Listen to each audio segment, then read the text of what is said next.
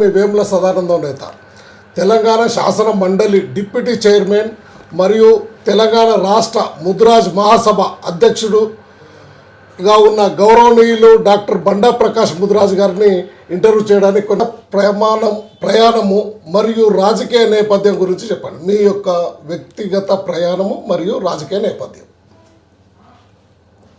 నమస్కారం వేముల సదానందం గారు.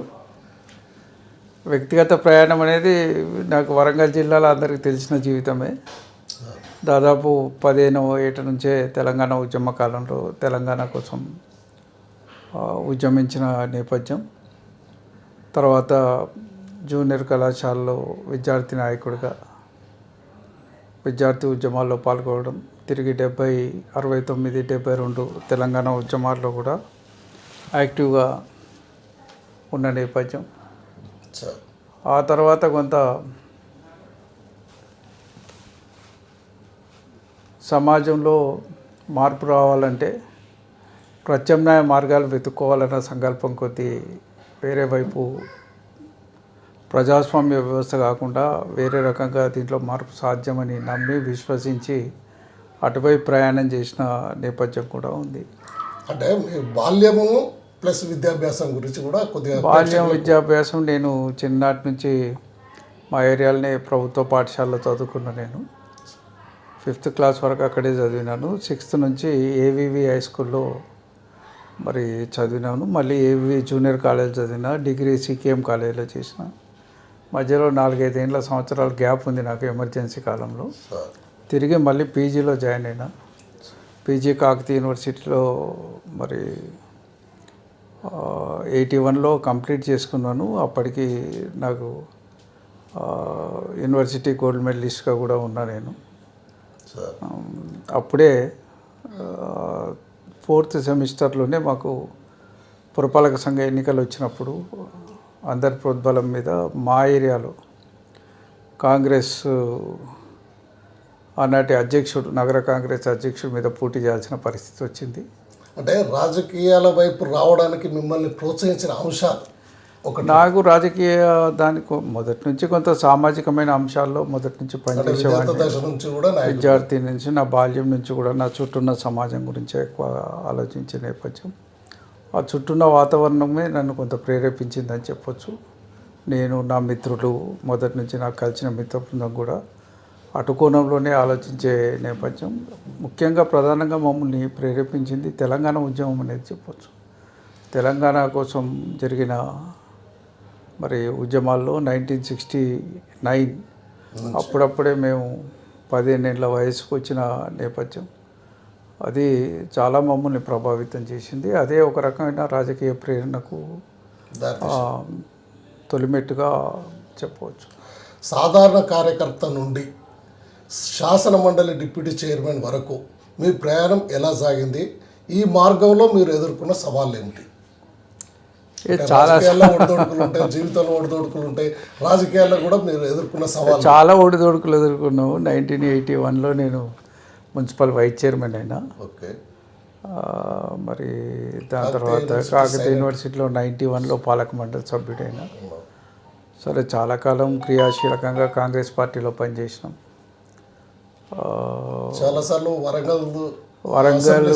వరంగల్ సీటుకు పోటీ చేయాలని కోరుకున్నాం, కానీ సఫలం కాలేకపోయినాం. అనేక సందర్భాల్లో అనేక అవకాశాలు వచ్చినట్టే వచ్చి చేజారిపోయిన సంఘటనలు అనేకం ఉన్నాయి. రాజకీయాల్లో గౌరవాన్ని సంపాదించుకున్నాం, అవమానాలని కూడా ఎదుర్కొన్నాం. ఎన్నో అడుగులు వేయడంలో ఇబ్బందులు పడ్డాం. అయినా మాకెవరు గాడ్ ఫాదర్ లేకున్నా కూడా మరి సుదీర్ఘకాలం, అంటే ఇప్పటికీ రాజకీయాలకు వచ్చి 50 ఏళ్ళు దాటింది. 50 ఏళ్ళ కాలం నిలబడగలిగినాం. మరి నాకు వచ్చిన అవకాశాలు ఇప్పుడు ఇవాళ పార్లమెంట్కి వచ్చేటప్పటికి నా వయసు 63 సంవత్సరాలకు వచ్చింది. మీరు ఎదుర్కొన్న సవాళ్ళు ఒక వెనుకబడిన తరగతి కుటుంబానికి చెందినవారు కావడమే ఎక్కువ సవాళ్ళు ఎదుర్కోవాలి. అన్ని రకాలుగా ఇప్పుడు వెనుకబడిన తరగతులకు సంబంధించిన సవాళ్ళు కొన్ని అయితే, కొన్ని మనకు పైన ఎవరు మనల్ని గాడ్ ఫాదర్ రాజకీయాల్లో వాళ్ళు వాళ్ళకి కావాల్సిన వాళ్ళని వాళ్ళు పికప్ చేసుకునే పద్ధతి కొంత ఉండే. కొంత ఇండిపెండెంట్ వ్యవహారం కూడా మాకు కొంత నష్టమే చేసింది. మొదటి నుంచి స్వతంత్రంగా వ్యవహరించడం, అంటే లెఫ్ట్ భావాలు అవి మనంతటా మనం ఆలోచించి ఎందుకు మనం పని చేసుకోకూడదు అనేది కొంత ఇది చేయడం. కాంగ్రెస్ పార్టీలో కూడా మేము ఎంచుకున్న మార్గం కూడా అది ఒక రకంగా జటిలమైన మార్గం అయింది. అది చాలా కఠిన మార్గాలు ఎంచుకున్నాం మేము. సాఫ్ట్ మార్గాలలో పోలే కాంగ్రెస్ పార్టీ ప్రయాణంలో కూడా. సార్ దానివల్ల కూడా కొంత ఇబ్బందులు అయింది మాకు. మొదట్లో గోకరామస్వామి గారుతో సాన్నిధ్యం ఉండే.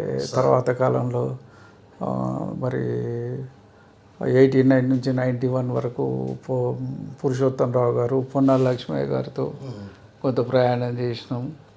మళ్ళీ తర్వాత లాంగ్ గ్యాప్, ప్రభుత్వం లేదు, పార్టీ కోసమే పనిచేయడం, పార్టీ కోసమే పనిచేసినాం. 2004లో పార్టీ అధికారంలోకి వచ్చిన రాష్ట్ర నాయకత్వంతో సాన్నిధ్యం ఉన్నా కూడా, సార్ అత్యంత సాన్నిధ్యం ఉన్నా కూడా పదవులు అయితే ఏవి రాలేదు. అనేక సందర్భాల్లో నాయకులు ఎంతమందిలో వచ్చినట్టే వచ్చి భంగపడ్డ సందర్భాలు ఇబ్బందులు పడ్డాం. అయినప్పటికీ ఎప్పుడూ కొంత మనకు ఉండే పార్టీ పట్ల కానీ, మనం చేస్తున్న పనుల పట్ల కానీ ఎప్పుడూ మన విశ్వాసాన్ని చెక్కు చెదరనీయకుండా కాపాడుకొని పని చేసుకుంటూ వచ్చినాం. ఉన్న దాంట్లోనే 10 మందికి సహాయపడే విధంగా మన కార్యక్రమాలు రూపొందించుకొని పనిచేసిన నేపథ్యం ఉంది. సార్ ఆ రకంగానే పనిచేస్తూ వచ్చినాం. సార్ శాసన మండలి డిప్యూటీ చైర్మన్గా మీ బాధ్యతలు ఏమిటి? సభను సమర్థవంతంగా నడపడంలో మీరు పాటించే నియమాలు ఏమిటి? సాధారణంగా శాసన మండలి ఉపసభాపతిగా నాకు చైర్మన్ గారు లేనప్పుడు నాకు బాధ్యతలు ఉంటాయి. వాస్తవంగా సభ నడిచేటప్పుడు కూడా అప్పుడప్పుడు చైర్మన్ గారు నాకు అవకాశాలు ఇస్తారు. సార్ వారు నన్నే సభ నిర్వహించమని వారు వెళ్తారు. ఆ రకంగా సభా నిర్వహణలో ఒక రకంగా ఎంతకాలం నేను సభ నిర్వహించినా సక్సెస్ఫుల్గా సార్ ఎక్కడ ఇబ్బందులు లేకుండా సభ నిర్వహించడం జరుగుతున్నది. సభ్యులకు అందరికీ అంటే సమర్థవంతంగా నిర్వహించడానికి మీరు పాటించే నియమాలు ఏమిటంటే, మేము ఒకటే మాట్లాడే వాళ్ళకు కొంత సబ్జెక్టుతో మాట్లాడే వాళ్ళకు కొంత ప్రిపేర్ అయ్యి దాని మీద మంచిగా మాట్లాడే వాళ్ళకు కొంత అవకాశాలు ఎక్కువ ఇస్తాం. వాళ్ళని ఎంకరేజ్ కూడా చేస్తాం. ఎందుకంటే సభలో ఒక మంచి చర్చ రావడానికి అటువంటి ధోరణి సరైందనే ఆలోచనతో కొంత చేస్తాం. రెండోది ఏంటంటే, మా చైర్మన్ గారు మేమందరం ఏంటంటే, మా సభలో ఎంతమంది లేట్ అయితే లేట్ అయినాం కానీ మాట్లాడదాం అనుకున్న వాళ్ళందరికీ అవకాశం ఇద్దాం. అది మేము పాటించే సూత్రం. పార్టీల యొక్క సంఖ్య దాంతో సంబంధం లేకుండా సాధ్యమైనంత వరకు అందరికీ అవకాశాలు ఇచ్చి మాట్లాడే ప్రయత్నం చేస్తాం. అట్లా సభలో ఇప్పటి వరకు అనేక విషయాల్లో కూడా చొరవ తీసుకున్నాం. ప్రధానంగా తెలంగాణ సమాజం ఎదుర్కొంటున్న విద్యారంగ సమస్యల మీద మొట్టమొదటిసారి మా శాసన మండలిలో ఒక పూట పూర్తి స్థాయి చర్చ పెట్టినాం. దాంట్లో అంటే ప్రజా సమస్యల్లో ప్రధానమైన సబ్జెక్టు మీద అర్థవంతంగా జరగడానికి, అర్థవంతంగా దాని మీద సూచనలు సలహాలు ఇవ్వడానికి ఒక పూట దాని మీద చర్చ పెడతామని చెప్పి మేము ప్రభుత్వాన్ని ఒప్పించి ఒక రోజంతా దాని మీద చర్చకు ప్రభుత్వాన్ని ఒప్పించి మా దగ్గర చర్చ అయ్యేటట్టు చూసినాం.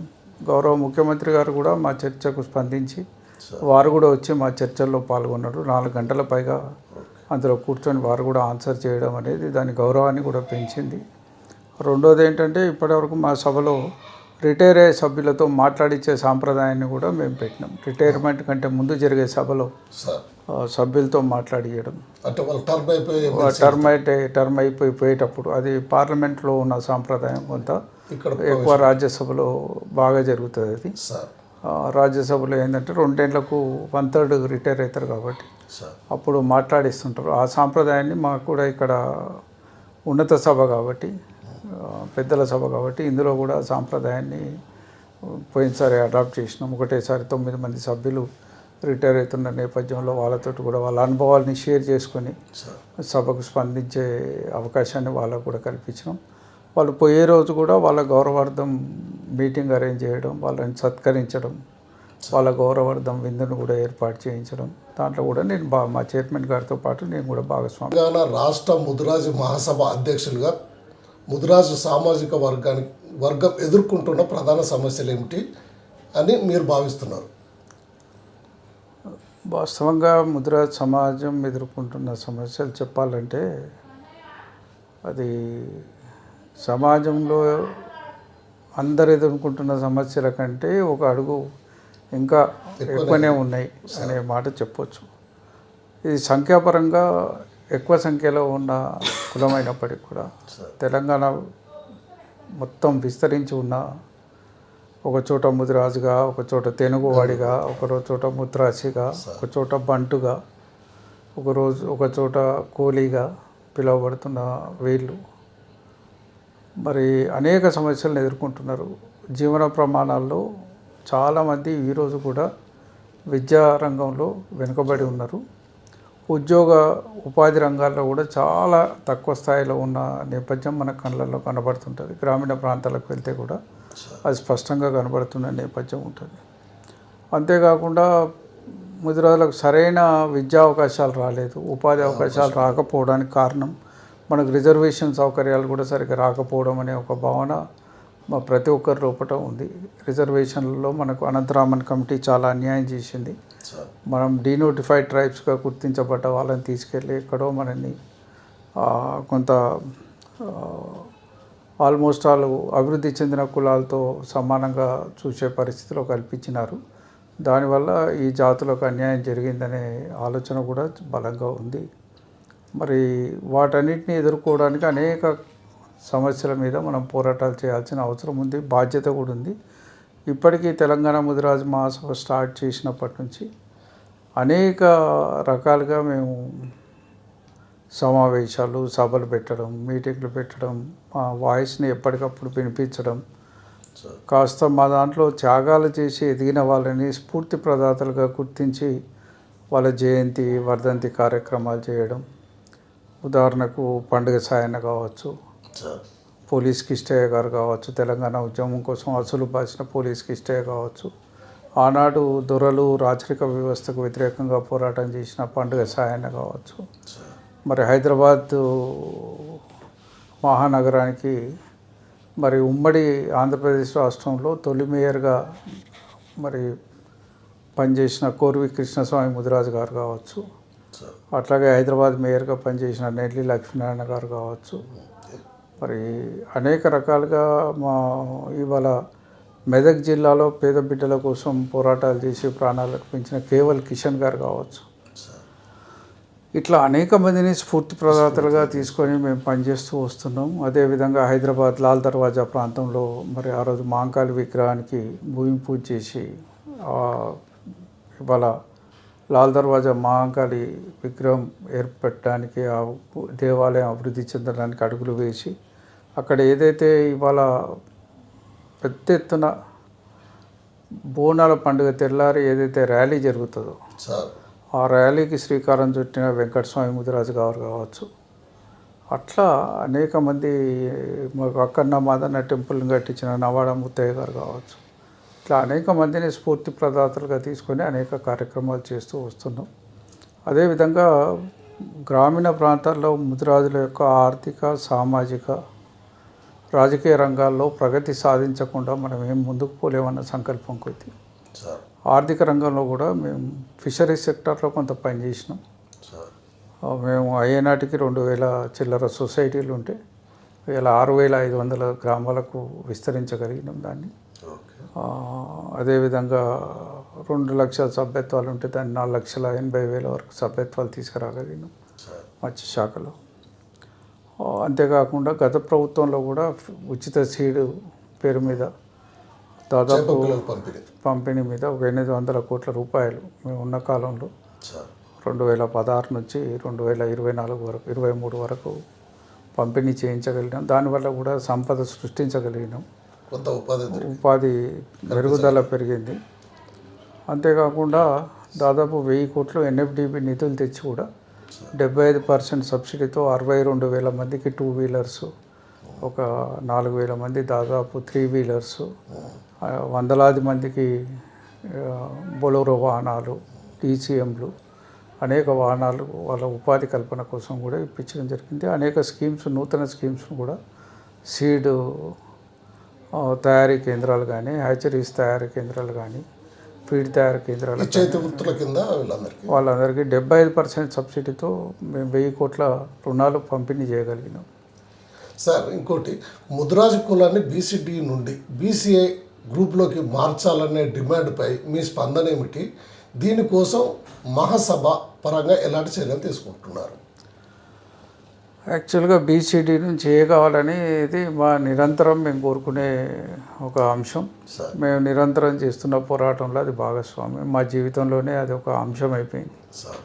వాస్తవంగా గతంలో చంద్రబాబు నాయుడు ప్రభుత్వం ఉన్నప్పుడు కూడా, గతంలో మురళీధర్ కమిషన్ అప్పుడు కూడా మేము చేసినాం. అప్పటి ప్రభుత్వాలు పెడచేవన పెట్టినాయి. దాని తర్వాత ఎన్టీ రామారావు ప్రభుత్వం ఉన్నప్పటి నుంచి కూడా BCD నుంచి ఏ అంశాన్ని మేము ముందుకు తీసుకెళ్ళినాం. చివరికి చంద్రబాబు నాయుడు గారు పుట్టుస్వామి కమిషన్ని నియమించడం జరిగింది. బీసీల యొక్క అంశాలని నివేదించి చేయమని. పుట్టుస్వామి కమిషన్కు మేము మొత్తం రిప్రజెంటేషన్స్ ఇచ్చినాం. వరంగల్లో కానీ, హైదరాబాద్లో కానీ. దురదృష్టవశాత్తు మరి పుట్టుస్వామి కమిషన్ యొక్క కాలపరిమితి తీరకుండానే వారు వెళ్ళిపోయినారు. ఆ రిపోర్ట్ కూడా సబ్మిట్ చేయలేదు. ఈ లోపల చంద్రబాబు ప్రభుత్వాన్ని కూడా ముందస్తు ఎన్నికలకు వచ్చిండు. అట్లా మాది ఎగిరిపోయింది. ఆనాడు మేము కాంగ్రెస్ పార్టీలో క్రియాశీలకంగా ఉన్నాం కాబట్టి, కాంగ్రెస్ పార్టీ అధికారంలోకి వస్తే ఖచ్చితంగా ముదిరాజు పుట్టుస్వామి చేసిన కమిషన్ వారికి రిపోర్ట్ ఇవ్వకపోవడం అన్యాయం చేసింది. ముదిరాజులు ఒకవేళ కాంగ్రెస్ పార్టీ అధికారంలోకి వస్తే BCD నుంచి ఏకు మారుస్తామని చెప్పి ఒక హామీని ఎన్నికల ప్రణాళికలో రాయించగలిగిన ఎన్నికల కమిటీలో సభ్యుడు, మేనిఫెస్టోలో కమిటీ సభ్యుడిగా కూడా మేము చేస్తామని చెప్పి దాంట్లో వాగ్దానం కూడా రాయించగలిగినాం. అప్పుడు నేను ఎన్నికల మేనిఫెస్టో కమిటీలో కూడా పనిచేసినాను. మేము అందరం మాకున్న అభిప్రాయాలు మా సభ్యులతో షేర్ చేసుకున్నప్పుడు తప్పనిసరిగా ఇది న్యాయపరమైన డిమాండ్ పెట్టాలని చెప్పి పెట్టించినారు. దానికి అనుగుణంగానే రాజశేఖర్ రెడ్డి గారు మా డిమాండ్ని అనేక సందర్భాల్లో వారు కూడా ప్రస్తావించి 2009లో మాకు ధవళ సుబ్రహ్మణ్యం కమిషన్కు దాన్ని రెఫర్ చేసి వారు విచారణ జరిపి దాని మీద వారు చేసిన రికమెండేషన్ మేరకు మాకు 19/2/2009 నాడు జివో నెంబర్ 15ని ఆనాటి రాజశేఖర రెడ్డి గారి ప్రభుత్వం ఇవ్వడం జరిగింది. దురదృష్టవశాత్తు ఏమిటంటే దాని మీద కొంత ఎవరైతే నష్టపోతామని భావించే వర్గాలు ఉన్నాయో ఆ కులాల వాళ్ళు హైకోర్టుకు వెళ్ళడం, హైకోర్టు స్టే ఇవ్వడం, దాని తర్వాత హైకోర్టు వాళ్ళు విచారణ జరిపి సాంకేతికపరమైన అంశాలని కమిషన్ పాటించలేదు. ఈ యొక్క సంఖ్యాపరంగా ఎక్కువగా ఉన్న ఒక వర్గాన్ని ఒక గ్రూప్ నుంచి మార్చినప్పుడు ఇందులో కొంత తగ్గించి ఇందులో కొంత పెంచడం అనేది జరపలేదు. అప్పుడు రిజర్వేషన్స్ని మార్పిడి చేయలేదు. చేయకుండానే గ్రూప్ మార్పిడి చేసినన్న ఒక సాంకేతికపరమైన అంశం మీద ఆ కేసును కొట్టేయడం జరిగింది. అది దాని మీద మేము సుప్రీంకోర్టుకు వెళ్ళినాం. సుప్రీంకోర్టులో మళ్ళీ ఒకసారి విచారణ చేసి రిపోర్ట్ పంపించమని ధవళ సుబ్రహ్మణ్యం కమిషన్ని కోర్టు 2010లో ఆదేశించింది. వాళ్ళ ముందట కూడా వాదనలు మళ్ళీ ఒకసారి వినిపించినా కూడా వాళ్ళు రిపోర్ట్ పంపలేదు. రిపోర్ట్ పంపకుండానే ధవళ సుబ్రహ్మణ్యం కమిషన్ యొక్క కాలపరిమితి అయిపోయింది. కానీ వచ్చిన BRS తెలంగాణ కమిషన్ వేయకపోతే కోర్టుకు వెళ్ళడానికి కూడా సిద్ధపడ్డాం. ఈ లోపల BC కమిషన్ వచ్చింది. 2017లో తెలంగాణ BC కమిషన్ మా కేసులో కూడా సుప్రీంకోర్టులో ఇంప్లీడ్ అయింది. ఇంప్లీడ్ అయ్యి అక్కడి నుంచి మాకు సహకరిస్తామని చెప్పి మాట ఇచ్చినారు. తర్వాత 2017లో ఒకసారి సుప్రీంకోర్టు ఆదేశాల మేరకు మళ్ళీ విచారణకు నోటిఫికేషన్ ఇచ్చినారు వాళ్ళు. ఇచ్చినప్పటికి కూడా ఏమైందంటే అదే రాత్రి స్థానిక MLCల ఎన్నికల నోటిఫికేషన్ వచ్చింది. అప్పుడు వచ్చినందుకు ఇచ్చిన నోటిఫికేషన్ని రద్దు చేసినారు. అట్లా ఆ తర్వాత ఎప్పటికప్పుడు వాయిదాల పర్వంతో మాకు సుప్రీంకోర్టులో కాలం గడిచింది. చివరికి 2022 అక్టోబర్ మాసంలో సుప్రీంకోర్టు ముందు తెలంగాణ BC కమిషన్ ఒక అఫిడవిట్ దాఖలు చేసింది. మారిన చట్టాల ప్రకారం సార్ రాజ్యాంగ సవరణ జరిగి బీసీ కమిషన్లకు మంచి అధికారాలు ఇచ్చింది కాబట్టి ఈ సమస్యను మేము రాష్ట్రంలోనే పరిష్కరిస్తాం కాబట్టి సుప్రీంకోర్టు మాకు అనుమతి ఇవ్వాలని చెప్పి వారు రిక్వెస్ట్ చేయడం జరిగింది. వారి రిక్వెస్ట్కు రాష్ట్ర ప్రభుత్వం యొక్క రిక్వెస్ట్కు స్పందించిన సుప్రీంకోర్టు దీన్ని వీలైనంత తొందరగా దీన్ని పరిష్కరించండి అని 2022లో ఈ రాష్ట్రానికి పంపించడం జరిగింది, ఆదేశించింది. అప్పుడు కూడా మేము చెప్పినాం వీళ్ళు చేయరు, వీళ్ళు దీన్ని వాయిదాల పర్వం చేస్తారు అని. మేము వచ్చిన తర్వాత కూడా ప్రభుత్వాన్ని అనేక సందర్భాల్లో రిక్వెస్ట్ చేసినాం చేయండి అని. వాళ్ళకి ఎంతసేపు ఎన్నికల మూడు వచ్చిన తర్వాత, ఎన్నికల వాతావరణం వచ్చిన తర్వాత ఇక మరి మన కులానికి చేస్తే మిగతా కులాలకు దూరం అవుతాం అన్న భావన కావచ్చు, దాన్ని ఇది కానీ ఎన్నికలైనాక చేస్తామనే ఒక మాటతోటి దాన్ని దాటేస్తూ వచ్చినారు. ఈరోజు అధికారంలో రావడానికి మళ్ళా కాంగ్రెస్ పార్టీ అభయస్థంలో ముదిరాజులని ఖచ్చితంగా బీసీడీ నుంచి మారుస్తాం, జియో నెంబర్ 15ని మేము అమలు చేస్తామని చెప్పి ఒక వాగ్దానం ఇచ్చింది ముదిరాజులకు. దీన్ని ఎంత వీలైతే అంత తొందరగా చేస్తామని కూడా వాగ్దానం ఇచ్చినారు. అధికారంలోకి వచ్చినాక బీసీ డిక్లరేషన్లో భాగంగా ముదిరాజులకు ఇచ్చిన హామీ అది ప్రధానమైంది. మేము దాని మీద కూడా ఇప్పటికీ దాదాపు 600 మండలాల్లో మేము రిప్రజెంటేషన్లు ఇచ్చినాం. మేము ఇచ్చిన నేపథ్యంలో 6 నెలల తర్వాత మొదలుపెట్టినాం. ప్రభుత్వం వచ్చినాక 6 నెలల వరకు ఏం అడగొద్దు అనుకున్నాం. 6 నెలల తర్వాత కదలిక లేకపోతే రిప్రజెంటేషన్లు ఇచ్చినాం అన్ని ఎంఆర్ఓల కార్యాలయాల ద్వారా. ఈ లోపల 42% రిజర్వేషన్ అంశం అనేది ముందుకు వచ్చింది. సరే, ఆ అంశంలో మళ్ళీ మనం దాంట్లో క్లాష్ కాకూడదు, అది మొత్తం బీసీల ప్రయోజనాల కోసం వచ్చేది. ఒకవేళ పెరిగితే రిజర్వేషన్లు పెరిగితే మనకు కూడా ఇక్కడ మేలు జరిగే అవకాశం, మనకు ఏదైనా అవకాశాలు ఉంటాయన్న సంకల్పం కొద్దీ మేము కూడా దాన్ని చూసుకొని వెళ్ళినాం. ఆ రకంగా ఉన్న నేపథ్యంలో ఇప్పుడు పరిస్థితి అది. త్వరలో మళ్ళీ ఒకసారి ఉద్యమ బాట పట్టడానికి సిద్ధంగా ఉన్నాం. బహుశా ఈ నెలాఖరుకే శ్రీకారం చుడతాం. ప్రభుత్వానికి రిప్రజెంట్ చేస్తాం, బీసీ కమిషన్కు కూడా రిక్వెస్ట్ చేస్తాం. ఒకవేళ వాళ్ళు చేయకపోతే ప్రజాక్షేత్రంలోకి వెళ్తాం. ఖచ్చితంగా మా కమ్యూనిటీని మొత్తం రాష్ట్ర వ్యాప్తంగా కదిలిస్తాం. అవసరమైతే లీగల్గా కూడా చట్టపరంగా కూడా మరి ఇచ్చిన మాట నిలుపుకోవాల్సిందిగా కూడా ఆదేశాలు కూడా తెచ్చేందుకు కూడా సంసిద్ధంగా ఉన్నాం. సార్, డిప్యూటీ చైర్మన్గా ఉండి మీ చైర్మన్ గారు కూర్చున్నప్పుడు మీరు వాయిదా తీర్మానం ఇచ్చి సబ్జెక్టు మీద మాట్లాడొచ్చా సార్? తమ అట్లా ఉండదు. వాయిదా తీర్మానం అనేది నేను ఇవ్వడం అనేది ఉండదు.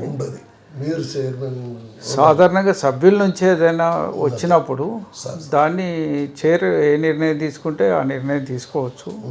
కాకపోతే అది సభ్యుల నుంచి ఏదైనా రిక్వెస్ట్ వచ్చిన వేరే సభ్యులతో అడిగేయచ్చు. ఏదైనా ఇష్యూ వచ్చినప్పుడు దాని విషయం యొక్క దీన్ని బట్టి, రిలవెన్స్ని బట్టి, దాని ఉన్న అవసరాన్ని బట్టి, అది ఆ రోజున్న సబ్జెక్టుకు ఇదే మా షెడ్యూల్ కూడా డిస్టర్బ్ కాకుండా ఉండాలి. మా షెడ్యూల్ అంతా మొదలే ప్రింట్ అయ్యి వస్తుంది మా షెడ్యూల్ అంతా. దానికి ఇబ్బంది లేకుండా ఉండే విధంగా మేము ఆ కార్యక్రమాన్ని రూపొందిస్తామనే విషయాన్ని ఈ సందర్భంగానే మనది. రాష్ట్రంలో చేపలు పెంపకము మరియు గంగపుత్రులు ముదిరాజు వర్గాల మధ్య ఉన్న సమన్వయం లేదా సమస్యల పరిష్కారానికి మీ ప్రణాళిక ఏమిటి? వాస్తవంగా మాకు ఘర్షణ వాతావరణం ఏం లేదు. వాస్తవంగా బెస్త సోదరులు రాష్ట్ర వ్యాప్తంగా ఉన్న చోట అనేక సందర్భాల్లో మేము కలిసి ఉన్నాం. ఇప్పుడు వరంగల్ జిల్లా ఉదాహరణ చూసుకోండి, మాకు ఎక్కడ ఘర్షణ వాతావరణం లేదు. మేము ఇవాళ ధర్మసాగర్లో కలిసి ఉన్నాం, వర్ధన్నపేటలో కలిసి ఉన్నాం, నల్లబెల్లిలో కలిసి ఉన్నాం, లక్నపల్లిలో కలిసి ఉన్నాం, నర్సంపేటలో కలిసి ఉన్నాం. అనేక మేజర్ రిజర్వాయర్లు ఉన్న దగ్గర కూడా మేము అందరం కలిసికట్టుగా పనిచేసుకుంటున్నాం. కానీ కొన్ని ప్రాంతాలలో గతంలో ముదిరాజులు ఎక్కడైతే అటువైపు వృత్తి వైపు వెళ్ళని జిల్లాలు కొంత ఉన్నాయి. అటువంటి నిజామాబాద్ పోతే మిగతా జిల్లాల్లో కొంచెం గ్యాప్ ఉంది మాకు. ఆ గ్యాప్ను కూడా ఘర్షణ వాతావరణం లేకుండా వాళ్ళ లేని చోట మా సొసైటీలు చేసుకోవడం, అటువంటి ప్రయత్నాలు చేస్తున్నాం. కాకపోతే కొద్దిమంది ఉట్టిగానే వాటిని ప్రొవోక్ చేస్తుంటారు, రెచ్చగొడుతుంటారు, వాటిని పెద్ద ఎత్తున చూసుకుంటారు. ఇవాళ తెలంగాణ మొత్తం జిల్లాలలో ఒక 600-700 బెస్త సోదరులకు సంబంధించిన సొసైటీలు ఉన్నాయి. ఒక 600-700 పైగా గూండ్ల సోదరులు గూండ్ల అంటారు వీళ్ళని, నిజామాబాదు, ఆదిలాబాదు అచ్చా, ఓకే. ఆ ప్రాంతాల్లో వాళ్ళకి సంబంధించిన సొసైటీలు ఉన్నాయి. దాదాపు ఒక 600-700 సొసైటీలో మేము కలిసి చేసుకుంటున్నవి కూడా ఉన్నాయి. సార్ సార్ అవి కాకుండా ఒక 4000 సొసైటీలు ఎక్స్క్లూజివ్గా మాయే ఉన్నాయి. సార్ కాబట్టి మాకు ఎక్కడ ఘర్షణ వాతావరణం లేదు. అది ఒకవేళ ఉన్నా పరిష్కరించడానికి మేము గత ప్రభుత్వ కాలంలో 2 సభ్యులతో కలిసి జాయింట్ యాక్షన్ కమిటీ కూడా వేసినాం. ఎక్కడైనా వివాదం ఉంటే అందరం కలిసి పోవాలి, కూర్చోవాలి, మాట్లాడాలి, దాన్ని పరిష్కరించాలి. ఆ రకంగా కూడా అనేక వాటిలలో మేము కొంత విజయం సాధించినామని చెప్పవచ్చు. సార్, తెలంగాణ ప్రభుత్వం ప్రవేశపెట్టిన పథకాలు ముదిరాజు మరియు ఇతర బీసీ వర్గాలకు ఏ మేరకు చేరువవుతున్నాయని మీరు అనుకుంటున్నారు? ఈ పథకాలు ఏదైతే బీసీ వర్గాలకు, ముదిరాజులకు ప్రవేశపెట్టే పథకాలు సరైన అంటే అదే గత ప్రభుత్వంలో ఇప్పుడు ఇప్పుడు బీసీలకు ఏం కొత్త పథకాలు ఏం లేవు కదా. లేవు. గత ప్రభుత్వంలో పెట్టిన పథకాల్లో మాకు డైరెక్ట్గా ఉపయోగమైంది. ఫిషరీస్లో వచ్చిన పథకాలు కొంత ఉపయోగమైనవి. మిగతా పథకాలు ఏం లేదు. మాకు ముదిరాజ్ ఫైనాన్స్ కార్పొరేషన్ అనేది ఒకటి వేసింది ప్రభుత్వం. దానికి ధన్యవాదాలు చెప్పినాం మేము. మొట్టమొదటిసారి గుర్తించి ఫైనాన్స్ కార్పొరేషన్, కానీ బడ్జెట్ ఇవ్వలేదు. ఇప్పటికైనా మేము కోరేది ఏంటంటే ఒక 1000 కోట్లు దానికి కేటాయించండి. మాకే కాదు, మిగతా బీసీ కులాలకు కూడా కేటాయించండి. దీంట్లో ఉండే అన్ఎంప్లాయిడ్ యూత్కు అనేక మందికి ఉపాధి కోసం స్కీమ్స్ డెవలప్ చేసుకోవడానికి కానీ, వాళ్ళ కాళ్ళ మీద నిలబడడానికి కానీ, సబ్సిడీతో కూడిన రుణాలు 75% సబ్సిడీతో కూడిన రుణాలు ఇవ్వండి అని చెప్పి కూడా మేము కోరుతున్నాం. అది డిమాండ్ చేస్తున్నాం, ప్రతిసారి కోరుతున్నాం, భవిష్యత్తులో కూడా ఇంకా డిమాండ్ చేస్తాం. సార్, ప్రస్తుత రాష్ట్ర రాజకీయ పరిస్థితులపై మీ అభిప్రాయం ఏంటి సార్? అంటే ఇప్పుడు స్టిల్ ఉన్న రాజకీయ పరిస్థితులపై ఏముంది, ఇప్పుడు కాంగ్రెస్ పార్టీ ప్రభుత్వం అధికారంలో ఉంది. ఇవాళ మా వరకైతే ఇది ఇట్లాగే పూర్తి స్థాయిలో అట్లాగే ఉంటుంది. అదే తప్ప ఇంకేం ఉండదు. మేము అనుకునేది ఏంటంటే ఏదున్నా ఒక ప్రతిపక్షం, ప్రభుత్వం రెండు కాళ్ళ మీద నడిస్తేనే ప్రజాస్వామ్య వ్యవస్థ కూడా అవి మంచి రోజులు అనుకుంటాం. కాబట్టి ఎవరైనా ఒక నిర్ణయాత్మకమైన విమర్శలు, ఒక మంచి సూచనలు పోషించాలి అనేది కూడా కోరుకుంటాం. సార్, రాబోయే ఎన్నికల్లో ముదిరాజ సామాజిక వర్గం పాత్ర ఏ విధంగా ఉండబోతుంది? అంటే కీలకంగా ఉంటుంది. వాస్తవంగా మేము గతంలో ప్రతిసారి లీడర్షిప్ కోసం కొంత చూసేది సార్. కానీ మొన్నటి ఎన్నికల్లో మాకు ఎవరికి టికెట్లు ఇవ్వలేదు. ప్రధానంగా బీఆర్ఎస్ పార్టీలో రాలేదు. సార్, కాంగ్రెస్ పార్టీలో ఒక మా వాకిటి శ్రీహరి గారికి వచ్చింది, మధు గారికి వచ్చినట్టే వచ్చిపోయింది. సరే, శ్రీహరి గారు ఇప్పుడు మక్తల్ నియోజకవర్గం నుంచి గెలిచి ఇలా శాసనసభ్యుడిగా, మంత్రిగా కూడా వారు ఇవాళ ఉన్నారు.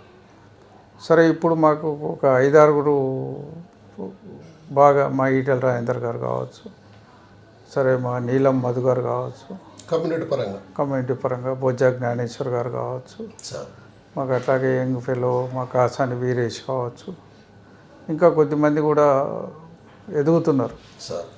దాదాపు 7-8 మంది నాయకులు ఇలా ఐడెంటిఫైడ్ కనబడుతున్నారు. నేను అనుకుంటే ఎన్నికల నాటికి ఖచ్చితంగా 15 మంది వరకు మాకు ఇంకా నాగర్ కర్నూలులో కానీ, మహబూబ్నగర్ ప్రాంతంలో కానీ, మరి కరీంనగర్, మెదక్ జిల్లా, సిద్దిపేట, పటాన్చే, ఈవెన్ సంగారెడ్డి జిల్లాలో కూడా మాకు 2-3 నాయకులు శాసనసభ స్థాయికి పోటీపడే నాయకులు కూడా ఉన్నారు. కాబట్టి ఖచ్చితంగా ఒక 15 మంది శాసనసభ్యులుగా టికెట్లు ఆశించే వాళ్ళు ఖచ్చితంగా ఈ వచ్చేసారి ఎన్నికల్లో ముందుకు వస్తారు. ఖచ్చితంగా రానున్న రోజుల్లో 2000 ఈ ఉనికిని చాటుకుడు కాకుండా కూడా సంఖ్యాపరంగా ఖచ్చితంగా శాసనసభ్యులకు అధిక సంఖ్యలో, గతం కంటే అధిక సంఖ్యలో పోయేందుకు మాత్రం అవకాశాలు ఏర్పడుతున్నాయి. సార్, యువత రాజకీయాల్లోకి రావాలనుకుంటే వారికి మీరు ఇచ్చే సలహా ఏమిటి? యువత వచ్చేటప్పుడు లక్ష్య సాధన అనేది క్లియర్గా ఉండాలి. ఏ లక్ష్యం కోసం అయితే మనం పనిచేస్తున్నామో, పార్టీ కోసం పనిచేస్తామో దాని సిద్ధాంతాలకు విలువలకు కట్టుబడి పనిచేయాలి. దానికోసం సిన్సియర్గా పనిచేయాలి. సిన్సియర్ పని no shortcuts. Sir shortcuts మీద ఆధారపడదు. ప్రజాసేవ దృక్పథం ఉండాలి. ఖచ్చితంగా లాంగ్ టర్మ్ రాజకీయాలని చేసుకోవాలి. చేసుకోవాలి. రెండోది అధ్యయనం కూడా బాగా చేయాలి. రాజకీయాల్లో అధ్యయనం లేకుండా మనం ఊరికే ఏదో రకంగా రాకూడదు. అధ్యయనం చేయాలి. కనీసం మన ఊరి మీద, మన రాష్ట్రం మీద, సమకాలీన రాజకీయాల మీద, మన దేశ రాజకీయాల మీద సంపూర్ణమైన అవగాహన ఉండాలి. ఎక్కడికి పోయినా ఆ సబ్జెక్టు తీస్తే దాని మీద మనం సమగ్రంగా మనకు ఉండే అభిప్రాయాలు చెప్పే విధంగా ఉండాలి తప్ప ఇంకో రకంగా అట్లా ఉంటే రాజకీయ భవిష్యత్తు బాగుంటుంది. సార్ రాజకీయ నాయకుడిగా మరియు సామాజిక కార్యకర్తగా మీ అంతిమ లక్ష్యం ఏమిటి సార్? అంటే ఒక డిప్యూటీ చైర్మన్ అయ్యారు, ఇంకా మీ లక్ష్యం ఏమన్నా? నాకు పదవులు ఎప్పుడు లక్ష్యంగా లేవు సార్. ప్రజాసేవే నేను లక్ష్యంగా పెట్టుకొని పనిచేసినాను సార్. నేను పదవుల కోసం కూడా ఎవరి దగ్గరికి వెళ్ళలేదు sir.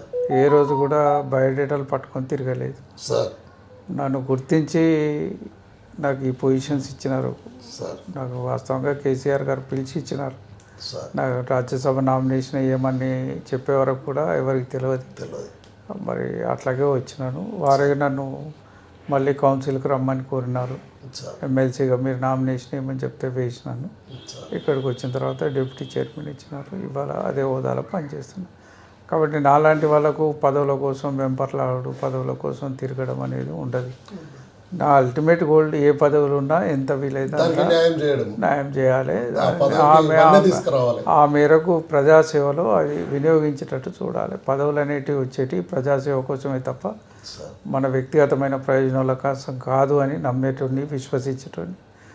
What ever the position we are having ఎంత వీలైతే అంత పబ్లిక్ సర్వీస్ చేయడానికి ఉపయోగించుకుంటా. అదే లక్ష్యంగా పనిచేస్తా. ఇది డాక్టర్ బండా ప్రకాష్ ముదిరాజు గారి రాజకీయ ప్రయాణము, బాల్యము, ఈ విధంగా ఎంత సౌమ్యంగా, ఎంత రాజకీయాన్ని ప్రతిదినం నేర్చుకుంటూ ఈ స్థాయికి వచ్చి